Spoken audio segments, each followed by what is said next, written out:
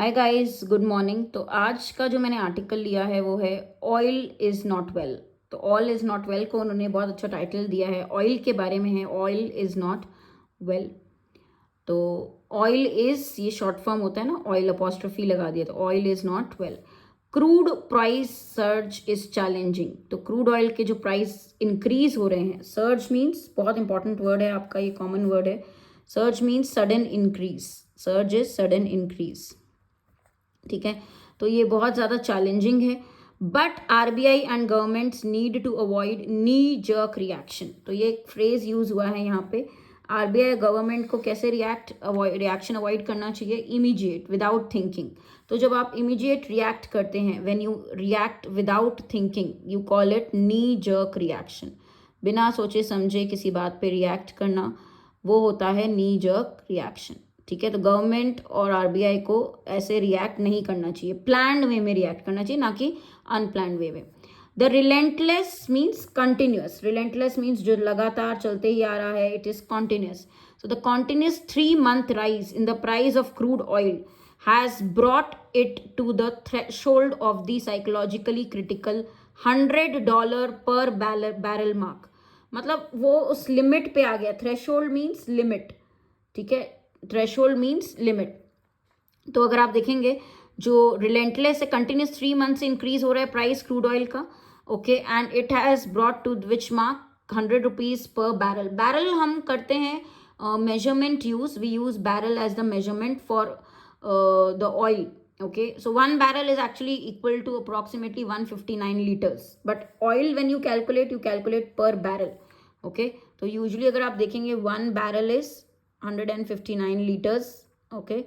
तो ये होता है आपका कैलकुलेशन, मेजरमेंट जो लिया रहता है ऑयल के लिए।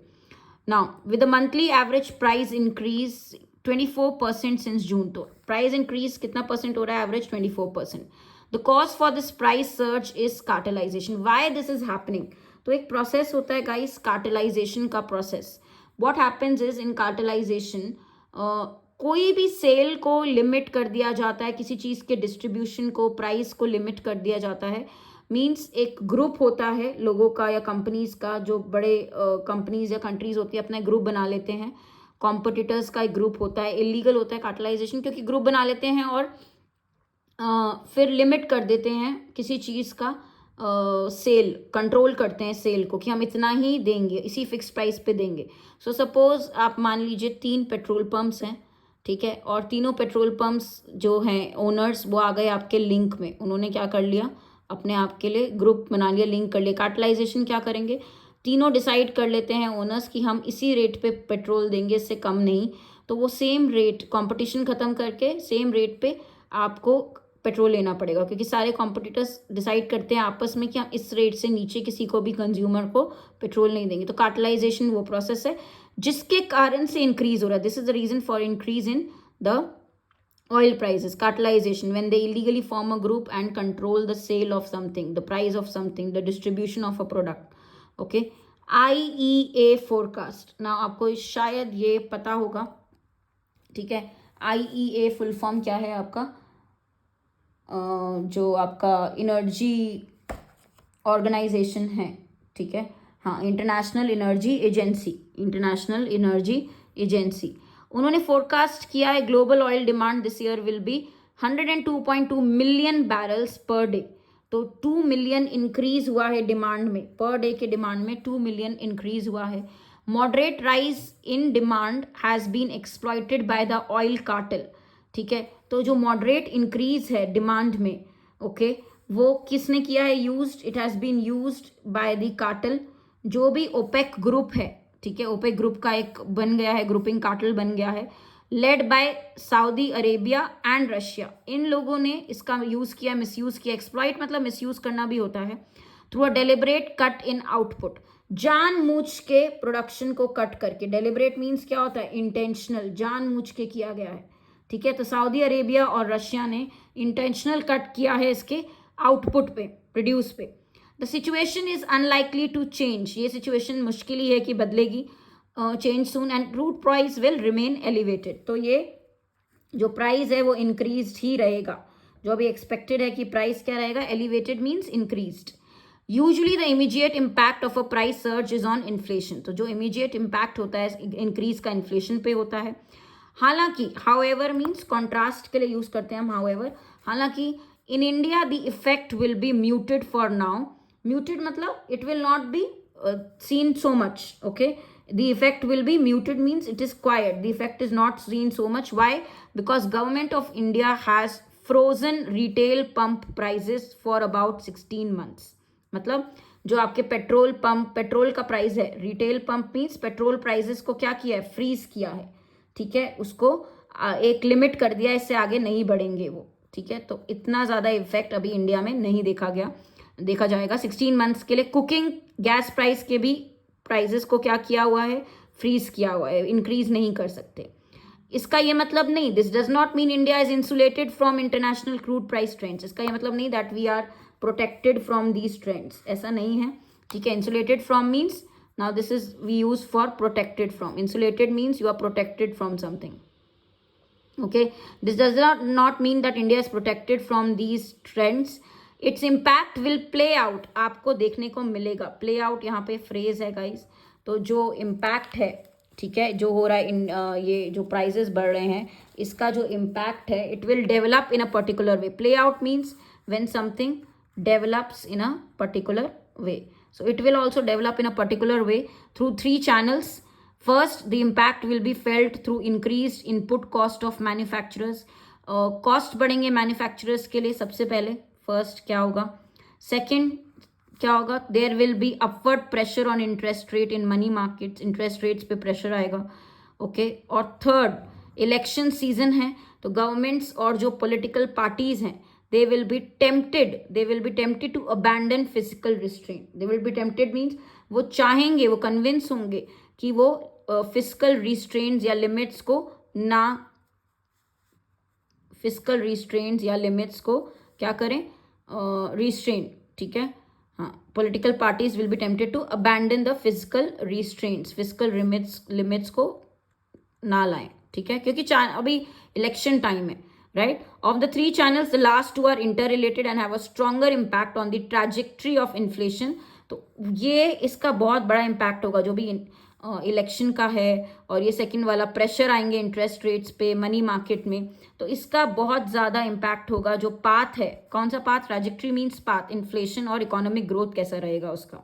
द सिचुएशन कॉल्स फॉर, बहुत इंपॉर्टेंट फ्रेज है गाइज, ये सिचुएशन डिमांड करती है, कॉल्स फॉर मतलब होता है demand, careful management, the situation demands, ठीक है, careful management by RBI and governments at all levels. RBI has put on hold, RBI ने अभी रोका हुआ है, put on hold it's policy of monetary tightening, तो आरबीआई अभी मॉनेटरी टाइटनिंग की पॉलिसी को रोकी हुई है। मॉनेटरी टाइटनिंग करना मतलब लिक्विडिटी कम करना, सप्लाई ऑफ मनी आपका मार्केट में जब कम करती है आरबीआई, ठीक है, सप्लाई ऑफ मनी कम करती है, इंटरेस्ट रेट्स बढ़ाती है ताकि लोग लेस खर्च करें, ठीक है, लेस इजीली कैश अवेलेबल करती है मार्केट में, तो अभी RBI has put on hold means अपनी पॉलिसी को ने रोका हुआ है मॉनेटरी टाइटनिंग की, that led to an increase in its policy interest rate, जिससे उनका इंटरेस्ट रेट्स भी बढ़े हुए हैं मई से, okay. This has also increase the percentage points, right. तो अगर आप देखेंगे weighted average lending rate of fresh rupee loans, अगर आप न्यू लोन्स देखेंगे तो ये रेट्स काफ़ी इंक्रीज हैं, रेट्स क्या हैं, बढ़े हुए हैं, ठीक है। तो अगर हम बात करते हैं guys weighted average lending rate की, मीन्स द क्या बोलते हैं, लोन जो अमाउंट रिफ्लेक्ट करता है, average that reflects the loan, okay, control of each loan, debt और लोन को रिफ्लेक्ट करता है, ठीक है, ये काफ़ी इंक्रीज है rates. Breaking down the factors, अगर आप ब्रेक डाउन करें इन फैक्टर्स को, ठीक है, कैटेगराइज करें, driving inflation, food prices are the main trigger this year, तो मेन प्रॉब्लम, मेन ट्रिगर जो ये सब कॉज कर रहा है, the cause is actually food prices जो कि इंक्रीज हैं, ठीक है, inflation. Neither food nor fuel price increases can be dealt by increasing interest rates directly और इनडायरेक्टली थ्रू लिक्विडिटी मेजर्स, तो ना फूड ना फ्यूल प्राइस इंक्रीज को डील कर सकते हैं, दोनों को ही डील नहीं किया जा सकता इंटरेस्ट रेट्स इंक्रीज करके, तो आरबीआई को इमीडिएटली रिएक्ट नहीं करना चाहिए to this oil increase, oil price increase, they need to be supported by an appropriate physical stand. तो आरबीआई का फिजिकल स्टैंड क्या होना चाहिए, सोचा समझा, they should think about it. So physical stand means what is your level of spending, taxation, what will be the impact. ये stand मतलब जो स्टैंड लेता है आरबीआई, ठीक है। Physical is related to spending.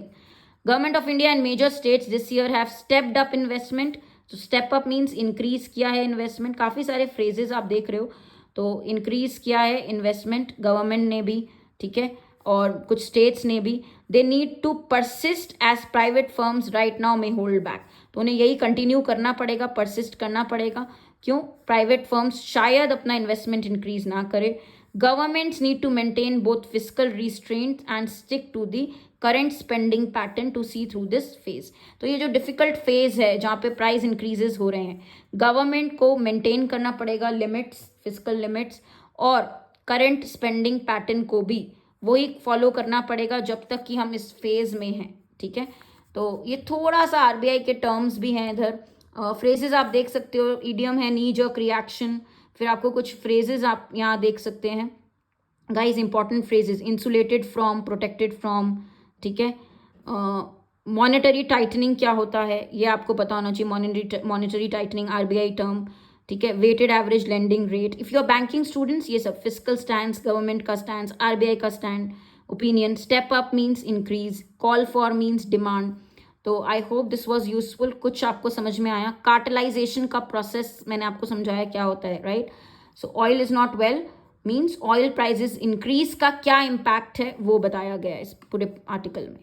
Thank you guys, if you like this do share and subscribe to the channel. Thank you.